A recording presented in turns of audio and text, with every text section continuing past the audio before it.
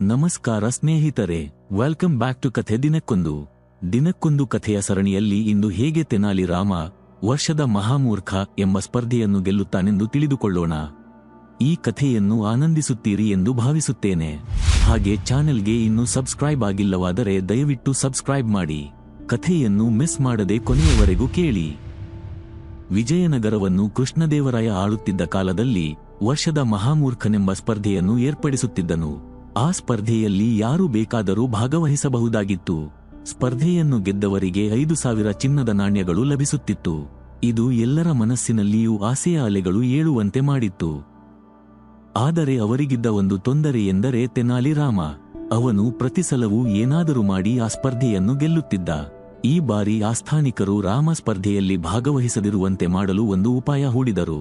ಸ್ಪರ್ಧೆಗಿನ್ನೂ 1 ವಾರ ಇರುವಾಗಲೇ ತೆನಾಲಿ ರಾಮನ ಹೆಂಡತಿ ಮತ್ತು ಮಕ್ಕಳು ದೂರದ ಅಜ್ಜನ ಊರಿಗೆ ಹೋಗಿದ್ದರು. ಇಂತಹದೇ ಅವಕಾಶಕ್ಕಾಗಿ ಕಾಯುತ್ತಿದ್ದ ಆಸ್ಥಾನಿಕರು ರಾಮನ ಮನೆಯ ಸೇವಕನಿಗೆ ಲಂಚ ಕೊಟ್ಟು ರಾಮನ ಕೊಠಡಿಗೆ ಸ್ಪರ್ಧೆಯ ದಿನ ಬೀಗ ಹಾಕುವ ಏರ್ಪಾಟು ಮಾಡಿದರು.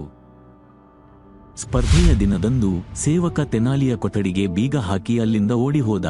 ಮನೆಯಲ್ಲಿ ಯಾರೂ ಇಲ್ಲದರಿಂದ ರಾಮ ಕೊಠಡಿಯಲ್ಲಿಯೇ ಪೂರ್ತಿ ದಿನ ಕಳೆಯಬೇಕಾಯಿತು. ಅಂದು ಸಂಜೆಯಾಗುತ್ತಿದ್ದಂತೆ ಸೇವಕ ಬೀಗ ತೆರೆದು ಹೊರಗೆ ಓಡಿ ಹೋದ. ರಾಮ ಕೊಠಡಿಯಿಂದ ಹೊರಬಂದು ನೇರವಾಗಿ ಅರಮನೆಗೆ ಹೋದ. ಆದರೆ ಸ್ಪರ್ಧೆಯೆಲ್ಲ ಮುಗಿದು ಹೋಗಿತ್ತು. ವಿಜೇತರ ಹೆಸರನ್ನು ಘೋಷಿಸುವುದೊಂದೇ ಬಾಕಿ ಉಳಿದಿತ್ತು. ರಾಮ ಅಲ್ಲಿಗೆ ಬಂದದ್ದನ್ನು ಕಂಡು ರಾಜ, ಯಾಕೆ ಇಷ್ಟು ತಡವಾಗಿ ಬಂದೆ ಎಂದು ಪ್ರಶ್ನಿಸಿದ. ಅದಕ್ಕೆ ರಾಮ, ಪ್ರಭು, ನನಗೆ 100 ಚಿನ್ನದ ನಾಣ್ಯಗಳ ಅವಶ್ಯಕತೆ ಇತ್ತು. ಅದನ್ನು ಹೊಂದಿಸುವಲ್ಲಿ ತೊಡಗಿದ್ದೆ ಎಂದ. ಅಯ್ಯೋ ಮೂರ್ಖ, ನೀನು ಈ ಸ್ಪರ್ಧೆಯಲ್ಲಿ ಭಾಗವಹಿಸಿದ್ದರೆ 100 5,000 ಚಿನ್ನದ ನಾಣ್ಯ ಗೆಲ್ಲಬಹುದಿತ್ತು. ನೀನು ನಿಜವಾಗಿಯೂ ಮೂರ್ಖನೇ ಸರಿ ಎಂದ ಕೃಷ್ಣದೇವರಾಯ. ಹೌದು ಪ್ರಭು, ತಮ್ಮ ಮಾತೇ ಸರಿ, ನಾನು ಮೂರ್ಖನೇ ಎಂದು ದನಿಗೂಡಿಸಿದ ತೆನಾಲಿರಾಮ. ನೀನು ಮೂರ್ಖ ಮಾತ್ರನಲ್ಲ, ಮಹಾಮೂರ್ಖನೇ ಸರಿ. ನಿನ್ನಂತಹವನನ್ನು ನಾನು ಎಲ್ಲಿಯೂ ನೋಡಿಲ್ಲ ಅಂದು ಬಿಟ್ಟ ಕೃಷ್ಣದೇವರಾಯ. ಅದರರ್ಥ ನಾನು ಸ್ಪರ್ಧೆಯಲ್ಲಿ ಗೆದ್ದಂತೆಯೇ ಅಲ್ಲವೇ ಮಹಾಪ್ರಭು? ರಾಮ ಮೆಲ್ಲಗೆ ಕೇಳಿದ. ಈಗ ರಾಜನಿಗೆ ತನ್ನ ತಪ್ಪಿನ ಅರಿವಾಯಿತು. ತನ್ನ ಮಾತಿನಿಂದ ಇತರ ಆಸ್ಥಾನಿಕರಿಗೆ ನಿರಾಸೆಯಾದರೂ ಸಹ ತೆನಾಲಿರಾಮನನ್ನು ವಿಜಯಿ ಎಂದು ಹೇಳಲು ಹೆಮ್ಮೆ ಎನಿಸಿತು. ಅದರಂತೆಯೇ ತೆನಾಲಿ ರಾಮನೇ ವರ್ಷದ ಮಹಾಮೂರ್ಖ ಎಂದು ಘೋಷಿಸಿದ ದೊರೆ ಕೃಷ್ಣದೇವರಾಯ. ಬುದ್ಧಿವಂತಿಕೆ ಮತ್ತು ಚಾತುರ್ಯವು ಯಾವುದೇ ಸವಾಲುಗಳನ್ನು ಎದುರಿಸಲು ಸಹಾಯ ಮಾಡುತ್ತದೆ. ತೆನಾಲಿರಾಮನು ತನ್ನ ಚಾಣಾಕ್ಷತನದಿಂದ ಸನ್ನಿವೇಶವನ್ನು ತನ್ನ ಅನುಕೂಲಕ್ಕೆ ಹೇಗೆ ಬಳಸಿಕೊಂಡನೆಂಬುದನ್ನು ಇಲ್ಲಿ ತಿಳಿಯಬಹುದು.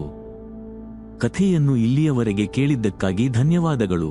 ಈ ಕಥೆಯ ಬಗೆಗಿನ ನಿಮ್ಮ ಅನಿಸಿಕೆಗಳನ್ನು ಕಾಮೆಂಟ್ ಮಾಡಿ ತಿಳಿಸಿ. ಈ ಕಥೆಯನ್ನು ನೀವು ಆನಂದಿಸಿದ್ದೀರೆಂದು ಭಾವಿಸುತ್ತೇನೆ. ಇದೇ ತರಹದ ಮತ್ತಷ್ಟು ಅದ್ಭುತ ಕಥೆಗಳಿಗಾಗಿ ನಮ್ಮ ಚಾನೆಲ್ಗೆ ಭೇಟಿ ನೀಡಿ. ಇನ್ನೂ ಸಾಕಷ್ಟು ಕಥೆಗಳು ನಿಮಗಾಗಿ ಕಾಯುತ್ತಿವೆ. ಹಾಗೆ ಚಾನೆಲ್ಗೆ ಸಬ್ಸ್ಕ್ರೈಬ್ ಮಾಡಿ ಮತ್ತು ಪಕ್ಕದಲ್ಲೇ ಇರುವ ಬೆಲ್ ಐಕಾನ್ ಒತ್ತಿ. ಮುಂದಿನ ವಿಡಿಯೋದಲ್ಲಿ ಮತ್ತೊಂದು ರೋಚಕ ಕಥೆಯೊಂದಿಗೆ ನಿಮ್ಮನ್ನು ಭೇಟಿಯಾಗುತ್ತೇವೆ. ಅಲ್ಲಿಯವರೆಗೂ ಕಲಿಯುತ್ತಾ ಆನಂದಿಸುತ್ತಾ ಇರಿ.